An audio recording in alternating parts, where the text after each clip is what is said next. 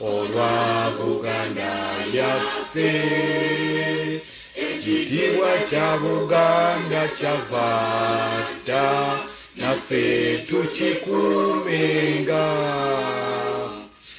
abaana balwane okukuza Buganda nga tujjukira nnyo bajjajja baffe afiirira ensi yonna. Twesimye nnyo olwa Buganda yaffe ekitiibwa kya Buganda kyavaada naffe tukikuumenga. Yagamba ntya ne sitenda Ssaabasajja Kabaka asaanira afuuke Obuganda bwonna naffe nga tutwesiga. Twesimye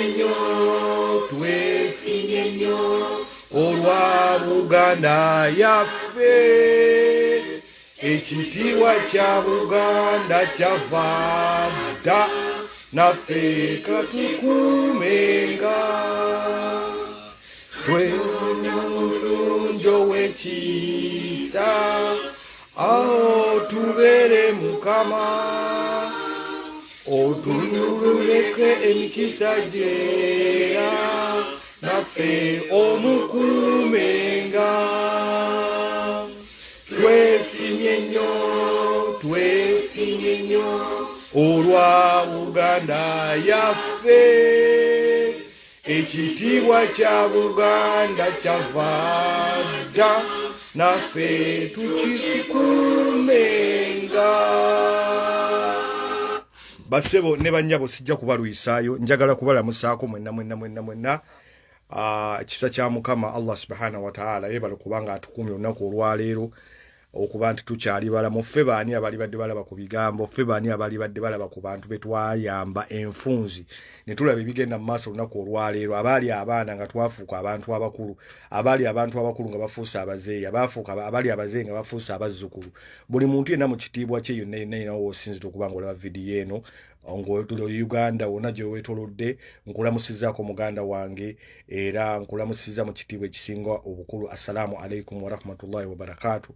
Ekisa kya Mukama ku ssaawa zonna ku budde bwonna. Tulwawo okulabagana, mbadde mukosefu ebbanga ddene nga nalwalamu ka covid naye nga Katonda ajja kunsaasira, nja kuba nga nzisuuka. Newankubadde siri bulungi, nandiyagadde nnyo era njagala nnyo era nzize okuyimusa eddoboozi lyange ku biki byendaba ebigenda mu maaso mu ggwanga lyaffe. Eggwanga lyaffe bye tutulaba, twali badde baani abali badde balaba bye tulaba, era story ya Buganda tetujja kusookera ddala. We can never apologize for being Baganda. We are proud Baganda. We are king makers. You cannot retain power unless you have the love for the Baganda. We love who we are. We have never chosen to be Baganda by any but we were born Baganda. As much as we belong to a country called Uganda, we are Baganda. We shall never ever apologize. Our kids will never apologize. Even if our country is in captivity, even if we are under some sort of duress, we shall never apologize because it was never a choice, but it is our birthright to be Baganda. That is why in Zanye Buganda anthem, no one covered the city Burunji. Naye ebigenda maaso mu nsi yaffe gobanga weewuunya olunaku olwayo tebikwewuunyisa kazannyo ka Museveni awo ayagala abantu babiri we have to tubeere nga tudiscussing ebintu bye tudiscussinga nga tubirwanirira. Bobi Wine avuddeyo ng'abagamba ebbanga lyonna ng'ayogera nange tuzze nga njogera ne ngamba nti abaganda bwe tutayimirire mu ng'abaganda buli muntu twogera ku baganda somehow people get scared and start saying it's tribalism. Mwagala tuweyite ki? What do you want us to call ourselves? For you, it's okay for you to call yourself a Choli. It is okay for you to call yourself a... We are Baganda. Mukisa twali born in the central. We are the kingmakers. We're influenced. We're very clever people. Tuli bantu abakoze nnyo. Tuli bantu abagala nnyo abantu. Kati mwagala tuweyite ki? Nsasira nga sinaba kugenda maaso mu video nja kuba mukkakkamu nnyo kubanga sindi mukosefu nene andiyagadde okuyimusa eddoboozi lyange kubanga ku lunaku nga luno kubigenda mu maaso abaana baffe bajja kutubuuza ebintu bino byali bigenda mu maaso gwakolawo ki? What did you do? Wakola ki? wali okola ki? I am very proud okubeera Omuganda. I'm actually very proud okubeera Omuganda than being Ugandan. Nenyumiriza mu ggwanga lyange Buganda. I'm proud to be a son n'omuzzukulu wa Buganda. Ndi very proud. I've been born in Buganda. I have gone to school in Buganda. I am very proud. I will never be anything else. Chovola nagenda mu nsi z'abazungu ne ngamba ze nja kuwasa mukyala munna Uganda. Nja kubeera Muganda. Ndibeera Muganda ebbanga lyange lyonna nga nkyenyumirizaamu siswaliramu tekinkwasa nsonyi. Nja kubeera Muganda nayonka Buganda. Era ngenda kwagala Buganda ebbanga lyange lyonna. Nja kwagala kabaka wange ebbanga lyonna. Kabaka wange mwagala okusinga Museveni yanga sachi. If it was not for the Kabaka, it was not for the Kabaka of Buganda, Museveni yalibadde enfunzi, yalibadde aliruddawa. Abaganda bonna gye muli, abaana ba kintu. It is high time you start thinking. Tutandika okulowooza ku kiki ekigenda mu maaso, okulaba ekigenda mu maaso. Abantu bangi nnyo nga Bobi Wine bwe yayogedde eggulo. Bobi Wine message gye wabadde yabadde nnungi nnyo. Some of you people abantu abalina entegere ekibuyabuya entegere egamba nti nze I am very ashamed to be Muganda. Why do you have to be ashamed to be a Muganda? Acholis beekunga, abacholi beekunga, abalamu beekunga, abanyankole beekunga. Baganda welcome every tribe wherever you come from. Baganda welcome you. Baganda, we are very hospitable people. Baganda, we are kingmakers. Kyagale kigani abantu basinga mu Buganda, abasinga obungi mu Uganda bali mu kitundu kya Buganda. Before civilization moved to other parts of the country, it first came to Buganda. Every tribe knows that without Buganda you cannot retain power. Waliwo ebintu Katonda bye yatonda nga Katonda yalina ansa yabyo. Katonda yamanyi lwaki yatonda Abaganda nga bagezi nnyo. Katonda yamanyi lwaki yatonda Abaganda ne batambula ensi yonna. Katonda yamanyi lwaki yatonda Abaganda nga bagezi nnyo. Katonda yamanyi lwaki yatonda Abaganda n'atufuula Abaganda. Katukannyonnyola abavubuka abatabali kuno. Lumutu batuli ku Lumbe. Twali side ze Bukoma Nsimbi eyo.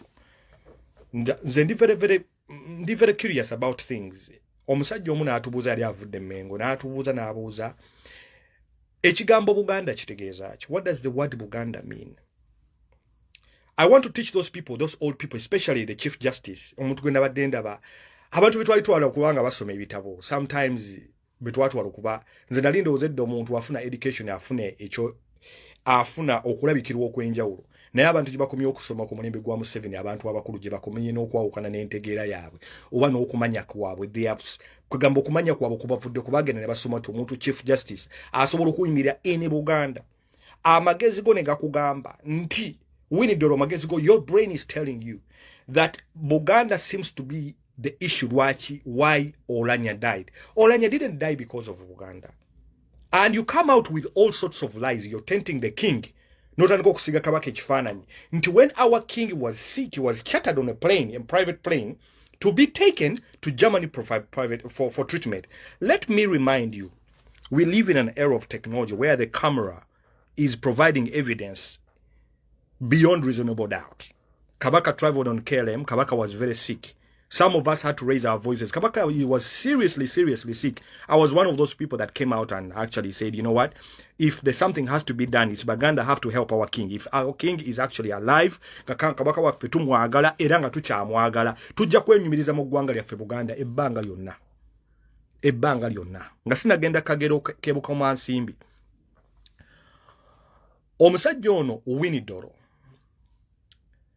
Yavuddeyo mu Lumbuye n'agamba nti kabaka waffe bwe yalwala bamutransporting ne bamutwala e Germany ko private plane eya president, which was a lie. Kabaka traveled by KLM. Ebifaananyi byafuluma. The badge of the plane was actually in the pictures. Omuntu wakuba ekifaananyi ekyo ya making sure nti kabaka ekifaananyi KLM badge kuba neeraga bulungi nnyo, the Dutch airline yamutwala. Fena twakiraba, which is okay, which was done. But this man comes out simply because he's now falling into a trap ya Museveni. This is where Museveni wants the country. Museveni ayagala ensi okufuga ensi nga abantu betodde tutudde nga tubyogera. It is not a secret. Kiyamba Museveni, it's in Museveni's benefit to use people like Owinidoro okuteekawo divisions okuba nti Baganda will now start okulwanagana n'abacholi. But it's not going to happen because we have so many of our Choli brothers. We have married them, they've married our sisters, we've gone to the same schools as them. But people like Owinidoro who have not done anything for their people, who have nothing to tell their people, when they get opportunity to speak to the people, they seem to think that Baganda have been a wicked people who are contributing to the death of OULANYA. When people stood up, and they showed up in Seattle with placards, they were not saying that OULANYA shouldn't get treatment. The message was, and I'll repeat the message again, the message was, why do you have to bring sick people? Yet OULANYA comes from an area. OULANYA has influence. You as a chief justice of wherever you come from, I don't know where you come from. Why can't we do the same and invest this money in a hospital in our areas where we come from? That was the message. You failed to get the message, Winidor. We have spoken about this over and over again. No one can stop anyone from getting treatment anywhere. OULANYA, rest in peace. But Chabuswavu, Lukodo, a minister in Uganda, is still in a box. Achalimo box takomezebwanga wo Uganda. In a box. So many of these big men have been dying abroad.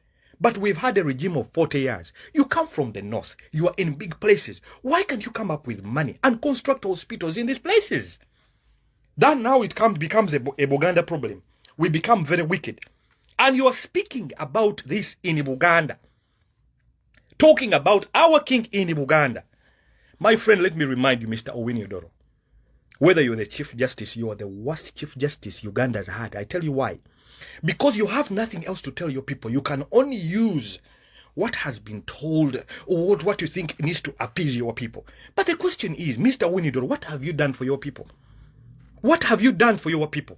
You are a Chief Justice of Uganda. Your women from where you come from Acholi sub-region, have to be ridden on bikes to be taken to a health center to give birth. Baino kubavuga ku bugaali okubatwala abakazi mu north twakiraba during Bobby Wine's campaign campaign ya presidential campaign. People abantu mu north bali bubi nnyo.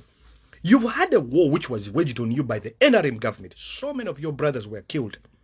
Connie came out on record and said, why would I kill my brothers? Who do you think was killing these people, Winidoro? Were Baganda killing your brothers and sisters? No, it was not Baganda killing you. It was the government that you're working for. It was the government that you're working for. It was not Baganda. We can never apologize. Winidoro, we can never apologize for being Baganda. Just like you cannot apologize for being a Lugbar or for being an Acholi. We can never.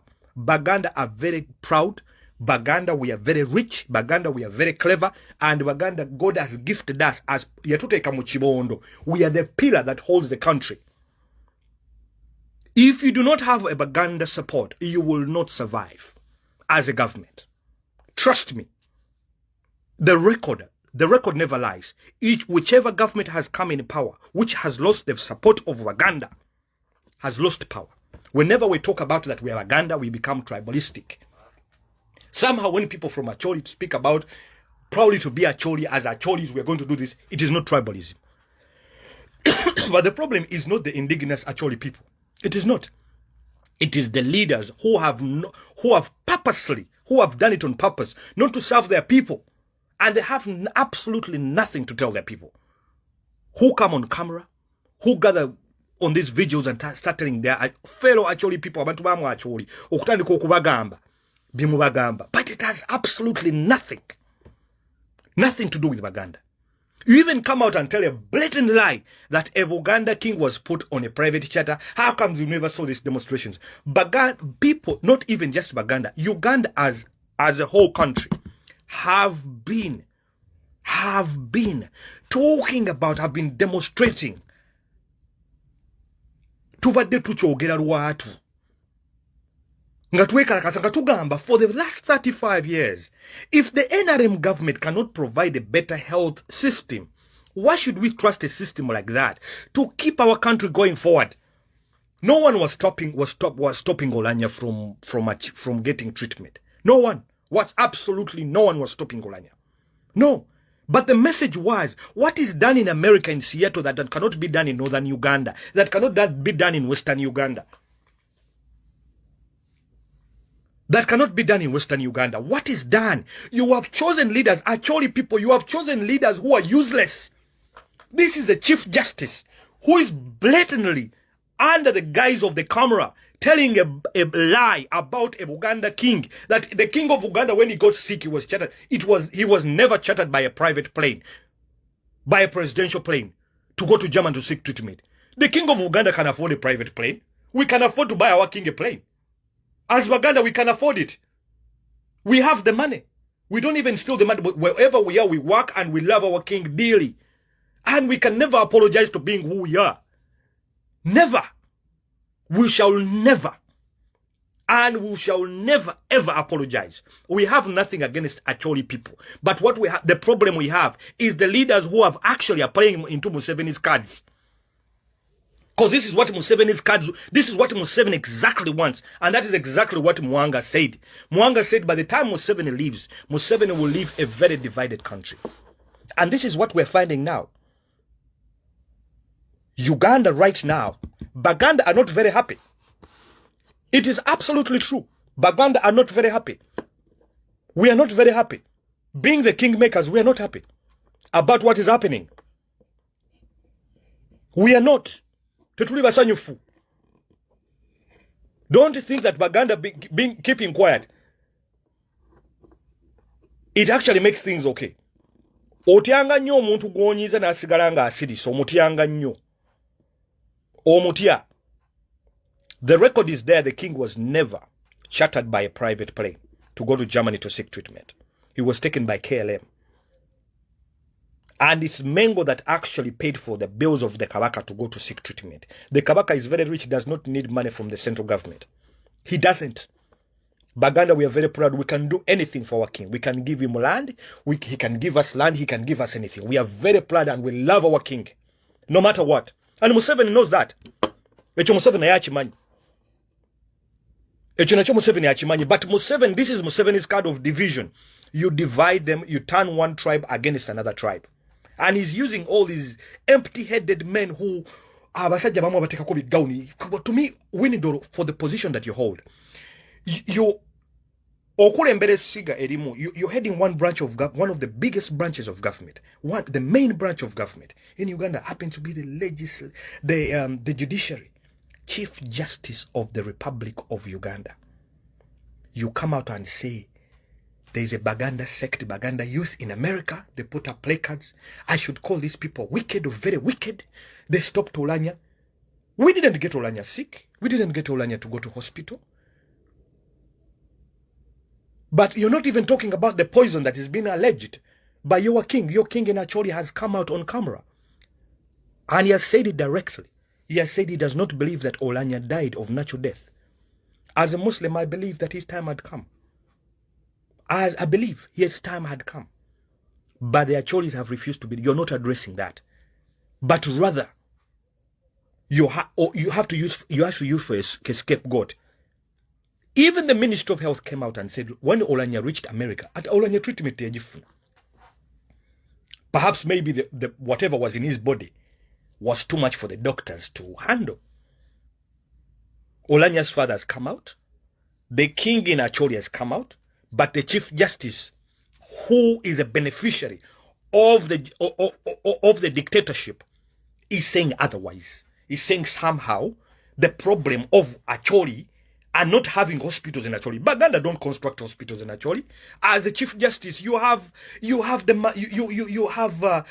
influence to construct a hospital. Why should OULANYA be chartered to Seattle?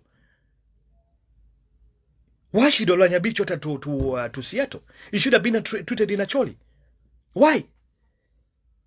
It is not Baganda's problem. We happen to be the loudest because we are the center pillar. And what we are saying, we're not stopping OULANYA from having treatment. But the message was simple and clear. The message was, why do we have to take our people to go and die in a foreign and be brought back on planes in boxes? That was the message. So many of your women in Acholi are giving birth on bicycles, in corridors. How many women are dying every day?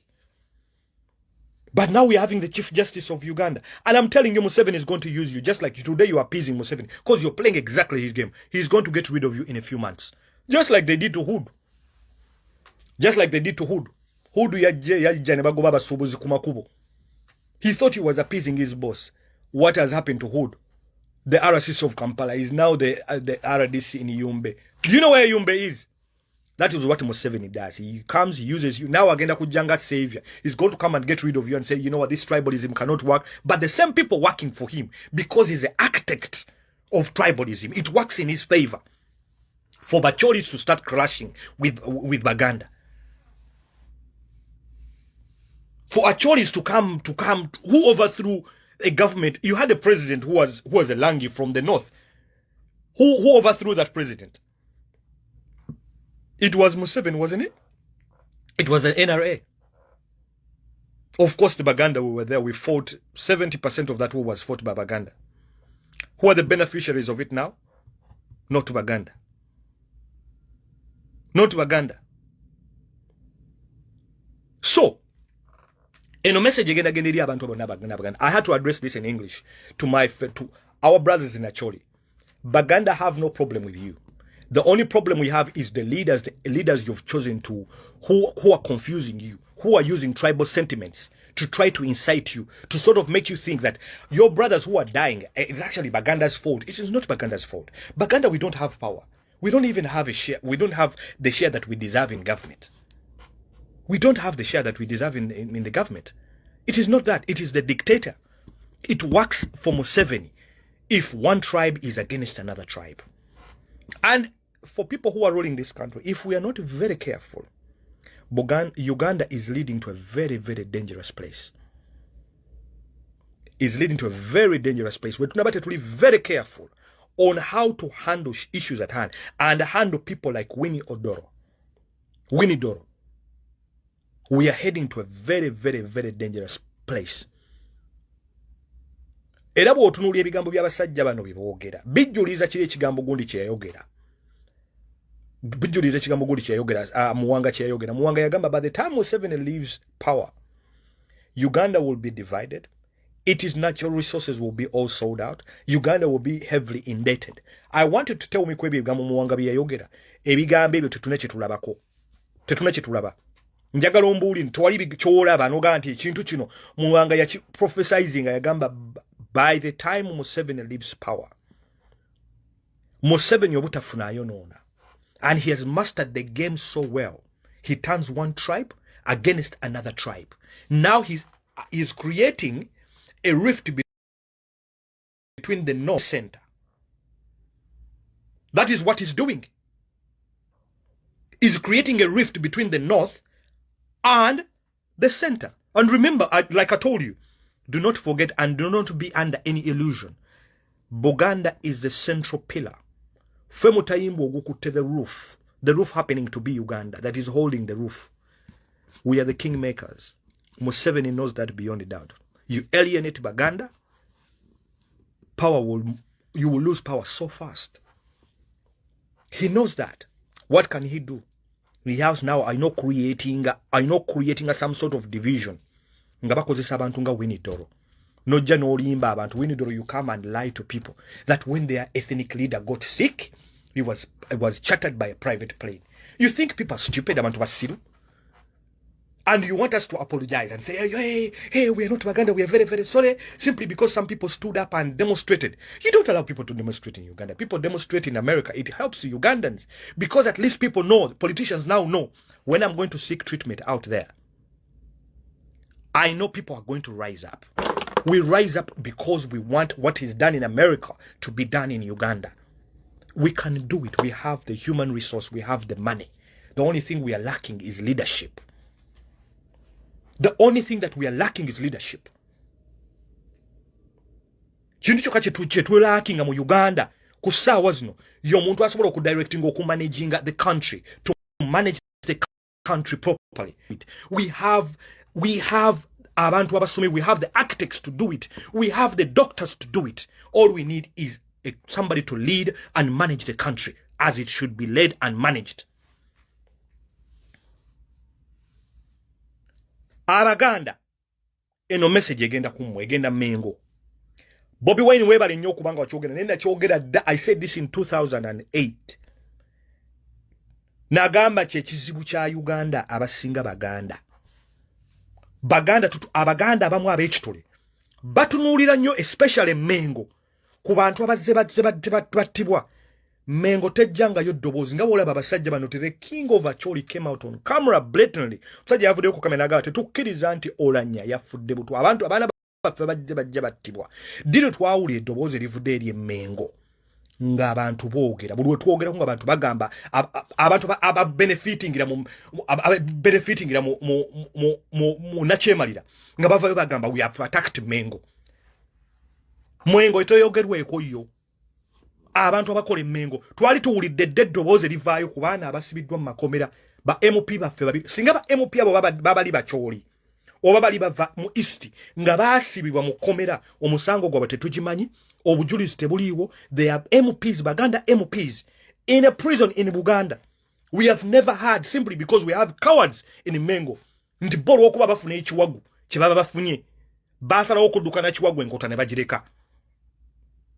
Bobi Wine webale nnyo kuba nti wavudde n'okyogerako. Ekintu kino nakyogera ne bagamba mindset you attacking Buganda. I'm not attacking Buganda. I love my king. Naye n'omuntu n'oba omwagala ng'akoze ensobi olina omwogerako n'ogamba omuntu ono newankubadde mwagala nina okwogera ku nsobi gy'akola. Abasajja Abacholi bo baaganye, taata w'omufu yaganye ne kabaka waabwe yaganye. Kabaka teyatumina kutuma.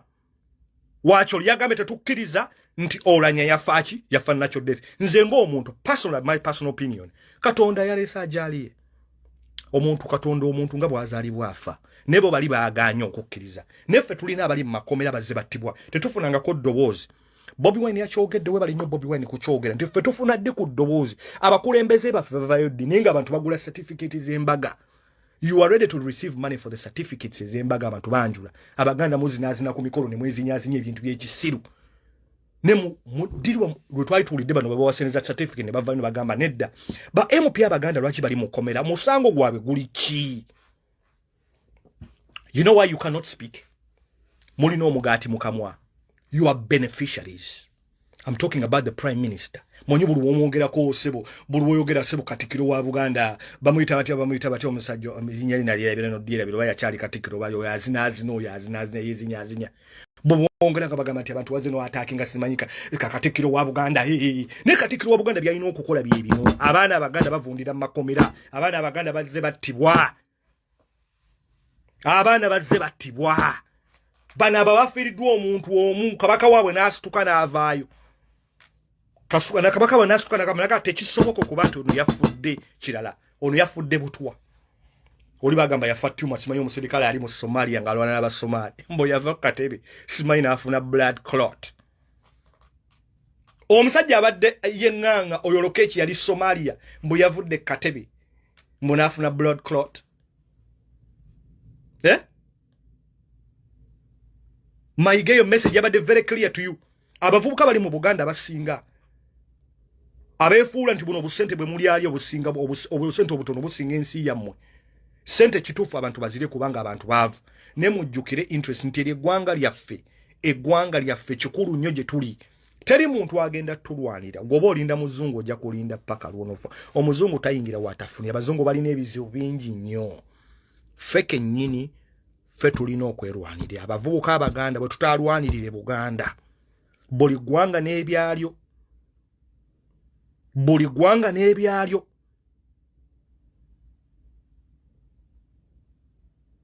Buli ggwanga n'ebyalyo. Abaganda twagala nnyo okutwala change okusinga okubeera n'edduuka eryaffe.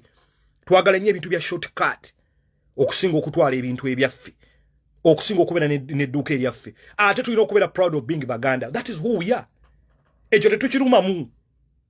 Naye ate Abaganda twagala nnyo abantu, twaniriza buli ggwanga lyonna. Njagala ombuli ekitundu kimu Uganda ky'osobola okugendamu n'ogula ettaka n'owasaayo omukazi n'obeera awantu n'obeera bulungi. Gendako ebunyolo olabe, gendako embalala olabe oba osobola okugula just like that, and you buy land like just like that.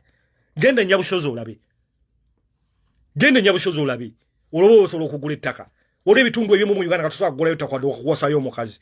Naye mu Buganda ye wantu wojja n'ogula ettaka n'owasa omukazi n'okola business, abantu ne bakwaniriza, Abaganda ne bakusupportinga, buli kimu ne bakikolera. Abaganda bwe batyo bali.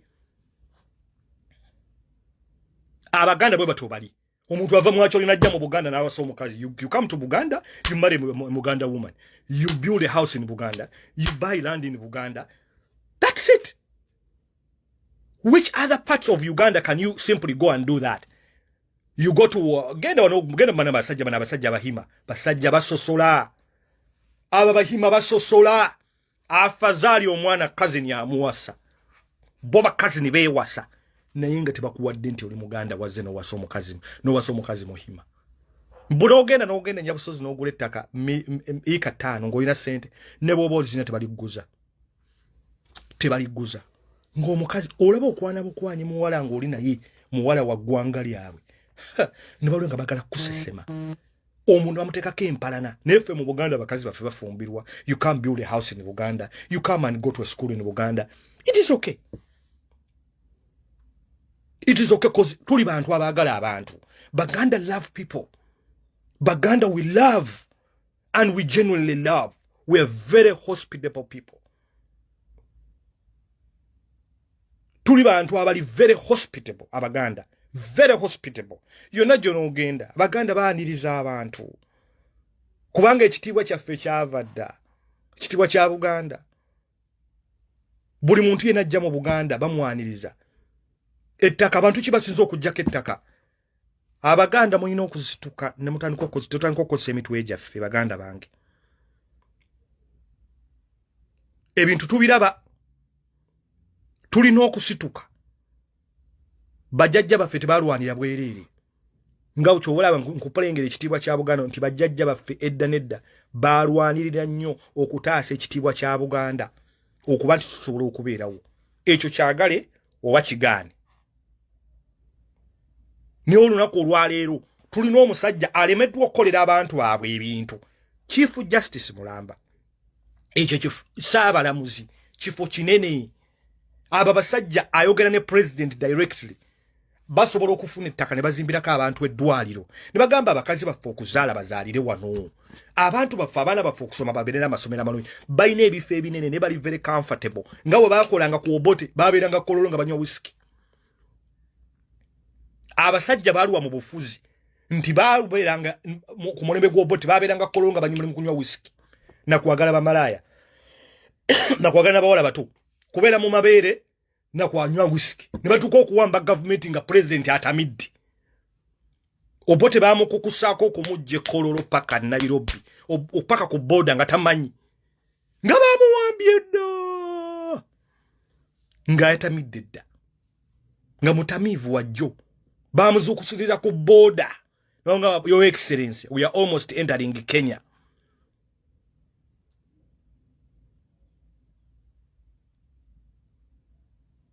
Eh? We are almost entering Kenya.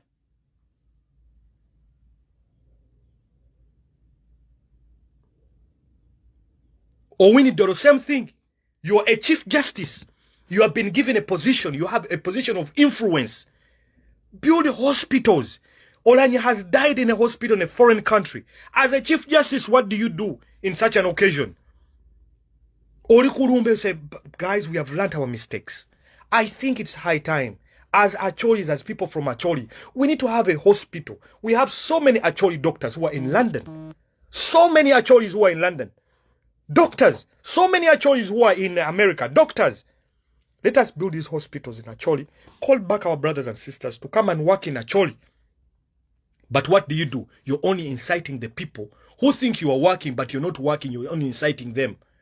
And these people are not asking questions. But hold on a minute. If Baganda are a problem, did Baganda make OULANYA sick? No. Did Baganda stop OULANYA having treatment in Uganda? No. You as a Chief Justice, what have you done? You as a Chief Justice, what has OULANYA been doing? All we are seeing is a mansion. Typical African politician. We are only seeing a big mansion. Uncompleted mansion. Imagine that. Speaker of Parliament. Your legacy is unfinished big building. Uncompleted building. That now has to be completed by Ugandans. Because we have to appease your people. But how do your people benefit from your private mansion? And this is what most of these politicians are doing. Building mansions from areas we are having. Africa is a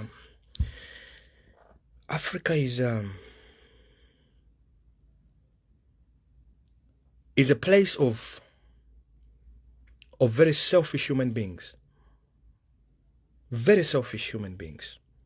The first thing a politician does to their area is to build up a mansion, not to put up a hospital. But guess what? The ones that want to put up hospitals and health centers are in prison. Segirinya becomes an MP for 3 months. He puts up a health center. Where is he? He's in jail. He's in jail. That is Africa for you. A man who's trying to help his area puts up a health center, goes looking for people helping his people, and he's in jail. They're trying to appease by spreading all kind of propaganda to their people. But a man who was helping Segirinya, as little as that man is, he didn't have much. But what he had here was a heart. What he has is a heart of helping people. But now the speaker, OULANYA, the only thing we can see is a mansion which is not completed. But the people in Acholi are not asking, okay, this mansion is not completed, but we can make it for his legacy, we can turn it into a hospital to remind him and call it OULANYA Health Center. As a Chief Justice, has he even tried to purchase land and say, hey, we have purchased land. This is what we are going to do for our people. Put up a hospital. No, he is not. He is not. He has not done that. What has he done? He is actually inciting his tribe by using tribal sentiments as a Chief Justice of Uganda. As a Chief Justice of Uganda, the only thing he can do, he has nothing to show for his record. The only thing that will appease is to appease his boss. But little does he know that he's playing the boss's game. That is the boss's game. And trust me, Museveni is going to sack him in a few months. You will come back and the reference to what I'm saying will be this video. In a few months, Museveni is going to come saying, no, we don't want tribalism. Some people are busy inciting one tribe. They will have a change. And people will somehow celebrate. The same person causing the problem, he will come as a savior. The troublemaker will come as a savior. Museveni wakaima. Wakaima. That is his game. You divide them to make them weak. You rule over them. Simple. That's what he does. And that is exactly what he has done to the RCC of Kampala. Exactly what that has been done to Hood. What Hood was doing in Kampala was Museveni. What Gondi Jennifer Museveni, you cannot do anything in that country unless Museveni says so. What he does, he turns you against your people, and he comes as a savior. The same person who's starting the problem comes as a savior. Museveni, what we are operating, that's his game. It is division. Propaganda and division. Yetwa kuba propaganda nakuzino. Internet ichekoze propaganda. The people are not going to wait for news anymore. No. Somebody will switch on the camera if they can speak and state their facts out there to the people. So it's up to you to choose what you want to hear. Do you want to hear what the state is saying through their media? Or that's why they want to gag the media. That is why bagala kugaginga media. Or kubanti state, you know, create a script in Bagamba. The script is saying, according to this postmortem, tetusobola kufuna mazima about Oulanya's death. As much as Katonda akolo kufa, tosobirayo mazima. There is no postmortem that has come out that is truthful about anything. Anything in Uganda is possible. You can live and die and people will kill you and no questions will be asked. It is as simple as that. It is as simple as that. Single-handedly Museveni tayinza kubanga alumya abantu bonna omutwe, but he uses people. I know abantu balina babitaba messengers. Kubanga the message that he came out with, that message was drafted by his what? By his boss. They sat down and he told him, listen, you're going to Ogenda Kurumbe. Now this is what you're going to speak. Number one, you are going to turn this to Buganda, to alienate Baganda. When he alienates Baganda, now the conversation changes. Until now people are not concentrating. Baganda are going to come out and they will speak about this. Just like I did. I'm sick, but I'm here. Because I could not. I sat down and nengeza kubala chimuku chimunenga manti 1 + 1. It makes probably 2, but to some people like Winnie Dory, it becomes 4. Nengaba, no, this cannot be right. You are even lying about a king who was seen publicly on KLM. And somehow people who put up placards, maybe Bamba feel like the one I'm wearing. Now this becomes that now NUP.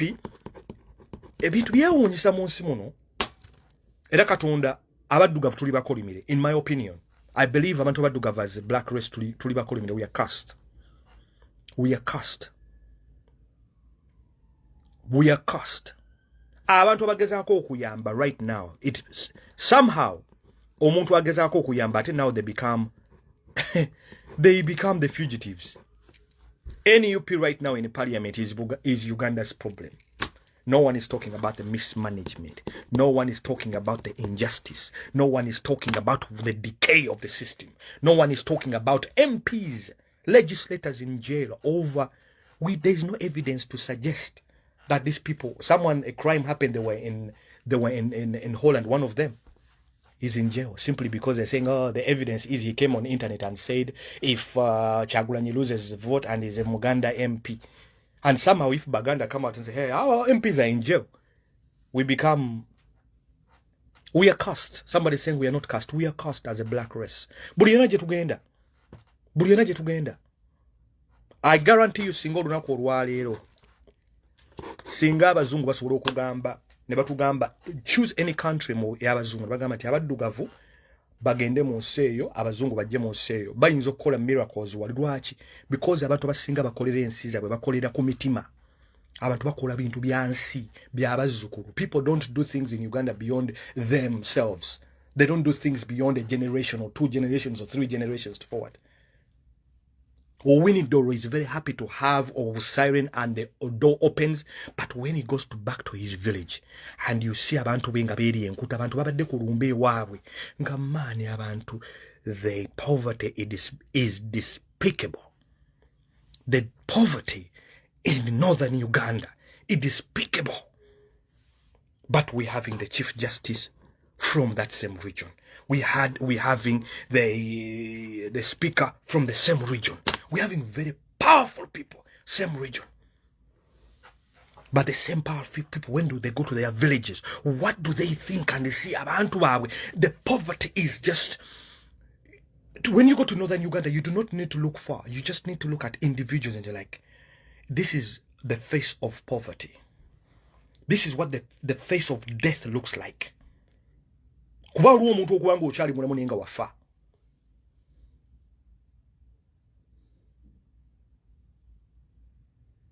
And what really gets me very agitated is seeing someone. We used to believe that people, when they go to school, somehow they change the way they think, they change the way they look at life, the way they approach things. But it has happened to be the other way around. It is just why the statement that says that most of the people that lead us in the country, that they have the education. They don't have the education, they have the certification. It leads me to that conclusion of saying that most people that are leading us in these countries that we come from, and people, we used to think somebody like a principal judge or chief justice, somebody who is respected, somebody who thinks before they actually come out with certain things. You know, even the vice president is from the north. These people can bring their salaries, 20% of their salaries, and say that for the benefit of our place, let us just put up hospitals, let us put up good schools. But now, no, we have to go back to the card, the tribal card. They have to go back to the tribal card. Very wicked people. If you call Uganda very wicked, as stupid as you are, Mr. Winnie, I'm sorry to say, but you are very stupid. Very stupid. I'm sorry to say this, but why should I even be sorry? You are very stupid. You are a definition of what they call stupid. If you call Uganda very wicked, what are you going to call Museveni? What are you going to call the manager of the country? There's somebody who's been managing the country. If you call him Uganda very wicked, simply because we brought up placards saying that OULANYA shouldn't be treated here, not stopping him from treatment. That was not the message. The message was, why do they have to bring them to America? Why can't we use that money to put up the hospital to avoid all these costs?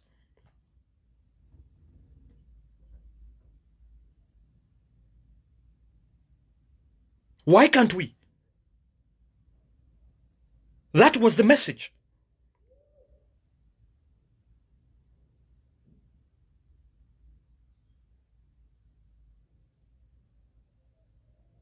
Abaganda basinga enkwe zibayitiridde obungi. Abaganda mbagambi njogedde onne bagamba nti abaganda fenna abaana ba Kintu bazzukulu ba Kintu n'ennambi tulina okutandika okulaba ebintu bulungi. Bwe tutaalwane tugenda kufuuka baddu ewaffe. Abaganda ffe tusinga okukola ow'abakadaama. Sigambe nti bubi. Abaana baffe abataka tulyetunzeeko tulimazeeko. Abaganda twagala nnyo omululu, twagala nnyo okubeera mu bintu ne mugula emisipi ne mugula omwenge mungi ne mwerabira.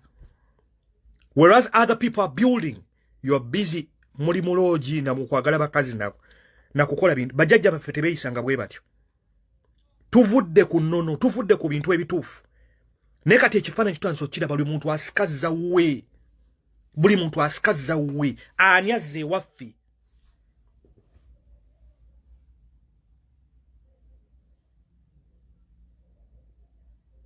Ani azze ewaffe. Abasinga muli mu kunywa mwenge, omuntu n'otunda ettaka n'ogenda mu kirabo n'olunywamu omwenge n'olyagalamu abakazi n'ogenda n'ogula amabeere. Abaana bo bazadde bagenda kubeera wa?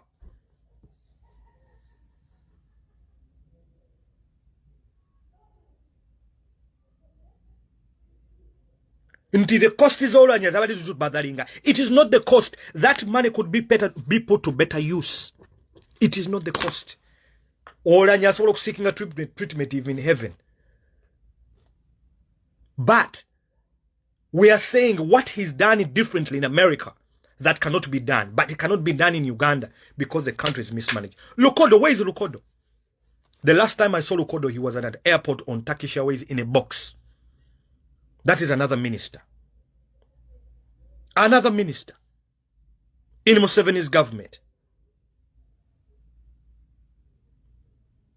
Dying from a foreign country. The last time I saw Lukodo was in a box on Turkish Airways. Ne tuswaza abantu baffe nga bakyali balamu, ne bwe tubaswaza ne mu kufa kwabwe.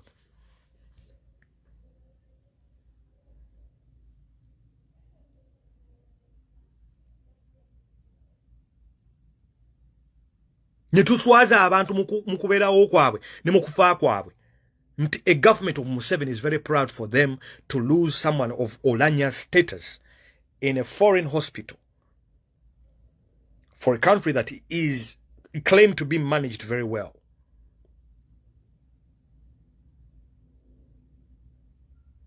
This has been my message. But before I leave, njagala kugamba abaganda bonna. Kye kiseera abantu abavubuka abaganda, abakyala n'abaami okutandika okulowooza n'obwongo ennyo ennyo tulowooze ennyo tufumiitirize ennyo kubanga ekitiibwa kya Buganda bajjajja baffe kye baalwanirira ekitiibwa kya Buganda ekyo kigenderera nga ffe kennyini ffe kitukitunda tweryamu enkwe tunoonya nnyo kyenji tunoonya nnyo ekiwagu ne tuleka enkota ne tuleka enkota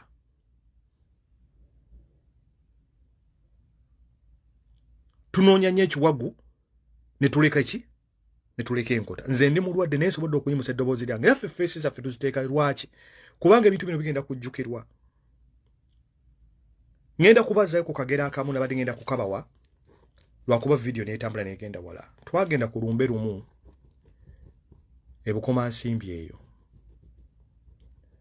bwe tugenda ku lumbe omwami omu yava Emmengo yatusomesa ebintu byali bibiri byajjanga bibuuzo agenda n'abuuza nti abavubuka bali wano mwenna muli mu Buganda abasinga nti ye naye Obuganda kitegeeza ki abantu boogera olulimi abantu luboogera kyekitundu kye tubeeramu naye abantu bawa answers nyingi omusajja n'atugamba omwami yali ava Mmengo n'atugamba nti ekigambo Buganda kitegeeza Obuganda abantu abaawamu ab'ekitole the bundle n'agamba nti Abanyankole basobola okubeera Abaganda babanga bali mu kendo Abanyoro basobola okubeera bwe babanga bali wamu babeera Kaganda bwe buli obuti bwe twabazanga nga tuli bato nti Obuganda kitegeeza abantu abasitiikingira awamu abantu abaawamu ab'ekitole kyova olaba nti abazungu bajja mu nsi zaffe beewuunya nnyo okusanga abantu abali bategeera nga bwe tutegeera kubanga omuzungu yajja ne fixated mind nga ekiri ku Africa ye yali alowooza kintu kirala abantu baawamu abantu abasinga abavubuka abato mu Buganda bagaba effumu kyova olaba nti ne Kabaka baba bamukwasa ddamula bamukwasa effumu eryo lirina ebintu bisatu lirina olulimi lirina omugongo lirina n'omukonda olulimi lutegeeza ki nti ebigambo byange binayogera nga binaabanga bisongovu effumu oliyingira baguyita ki baguyita mugongo nti abantu bannayesigamangako I'm not an expert mu Luganda naye ndi Muganda naye bwe njiga ekintu nfaayo nnyo ntegeera amakulu gaakyo agakirimu emabega era nkigambe n'omuntu omulala n'agamba ate omuti gwe bakwatako baguyita batya baguyita mukonda abantu bannaneekwatangako Abaganda baalinga bantu bagezi nnyo bajjajja baffe balina ebintu bye baakolanga naye nga birina meaningi yabyo ng'olina okubiteekako nnyo obwongo obirowooze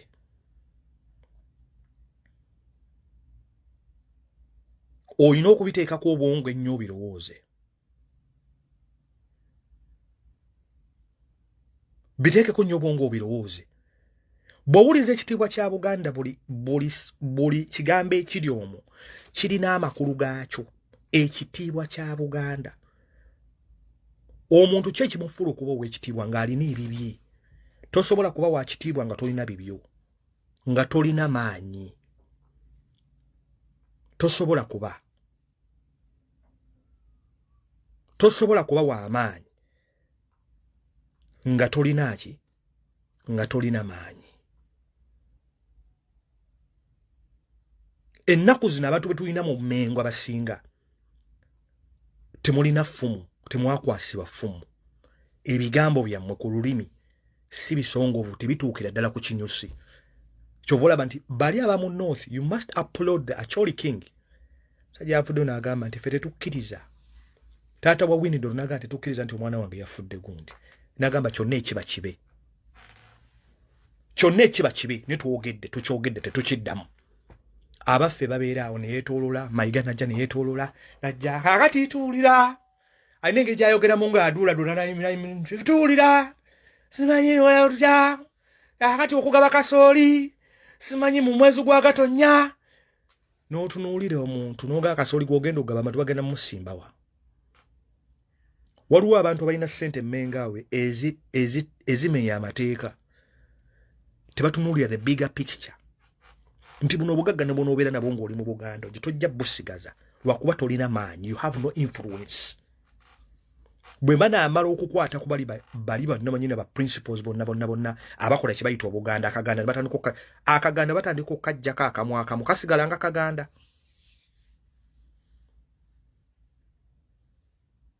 Kasigala nga Kaganda. Nkugambye nti Obuganda kitegeeza bando, abantu abaawamu gwatamanyi manya. Era n'omwana ogenda okimugambe nti ekikuyisa Omuganda kubeera nti okwatagana ne Muganda munno muli bantu baawamu. Muli bantu baawamu. Kyekikuyisa Omuganda nti tuli mu Akaganda. Abemmengo bo balowooza olwotawayo message bajja kusigala nga Baganda. Buganda tebujja kusaba kusigalawo kubanga babujjako akati kamukamu. This is what is called a bundle.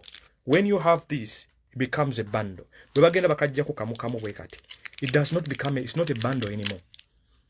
Abaganda batugambira awo bajjajja baffe ndi agali awamu ge gakola ki? Tewali wa malibu alumanya basekula nsekule. Tewali wa malibu alumanya basekula nsekule. Mujja kutuuka abali emmenga batasobola kwogera ku nsonga zikwatagana ku Buganda.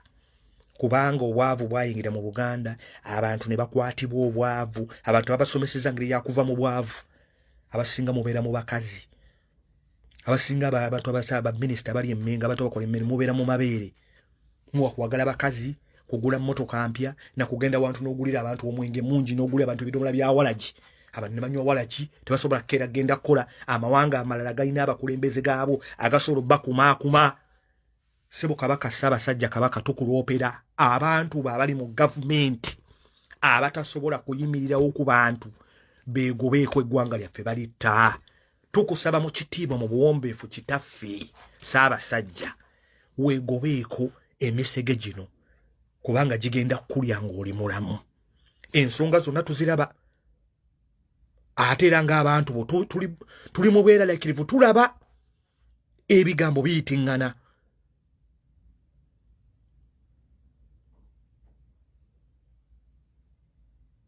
Bannange nze sigenda kusinga koko wano nenja balekera ekitiibwa kya Buganda bwe njokoma atambuziza video webali nnyo. Video temugitwala okuba nti ebigambo ebimu tubyogera simply because engeri gye tuwuliramu. Tetubyogera kulumya nitwogera mazima kubanga amazima gajja tufuula ab'eddembe. Amazima gajja tufuula ab'eddembe. Tusigale ku nsonga enkulu. Tusigale ku nsonga enkulu.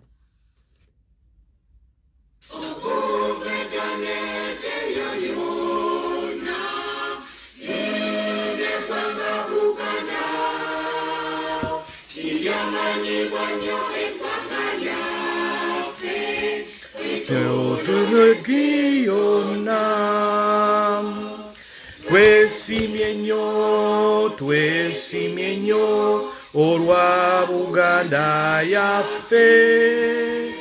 Ekitiibwa kya Buganda kyava dda naffe tukikuumenga.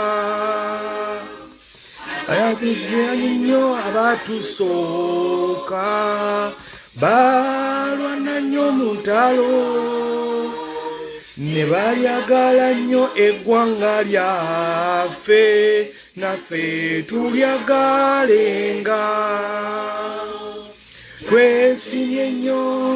Twesimye nnyo olwa Buganda yaffe.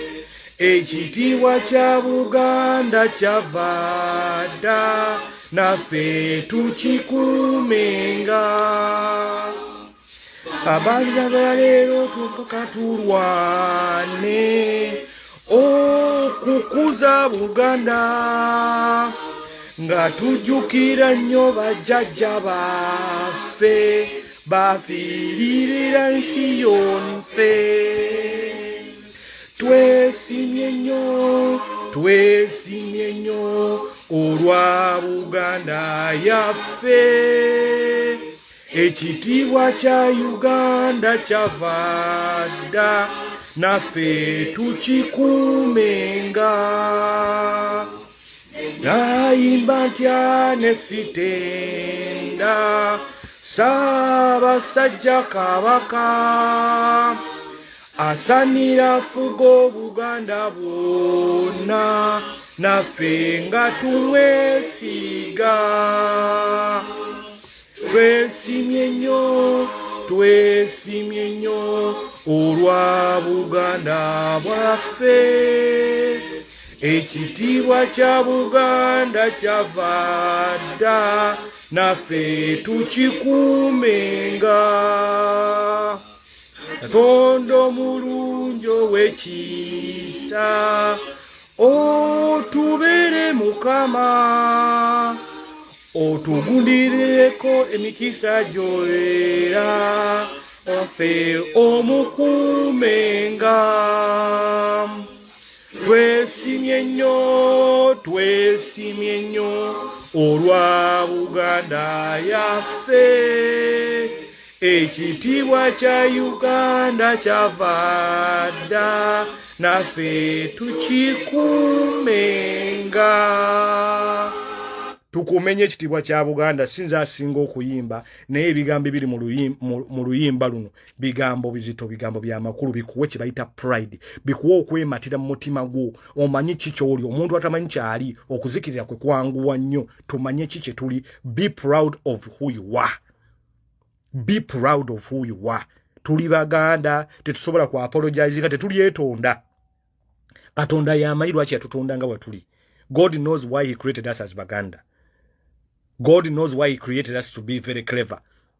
God knows why he created us to come from a land of abundance. Katonda yamanyi lwaki yatutonda n'atuwa eggwanga lye yatuwa. We are very proud and we shall always be proud and we shall never be apologetic. Ekyo kikuume.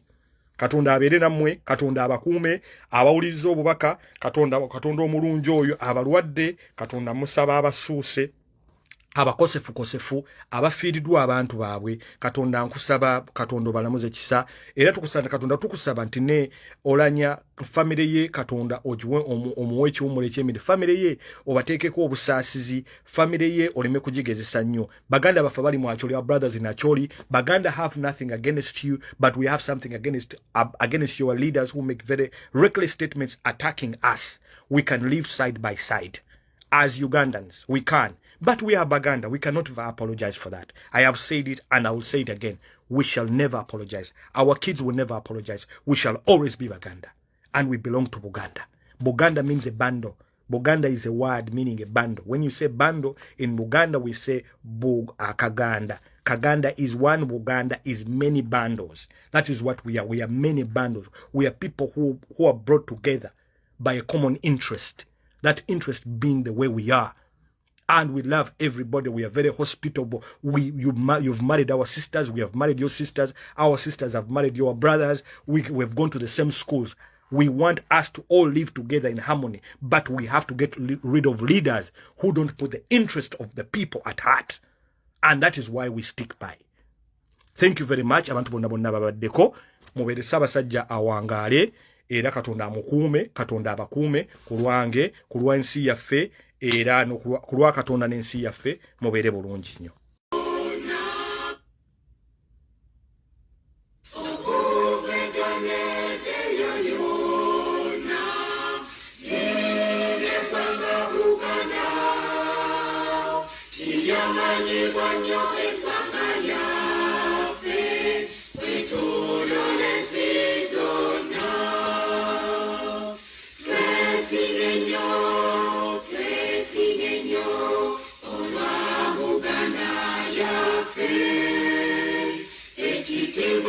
Buganda chavada naffe tukikuumenga.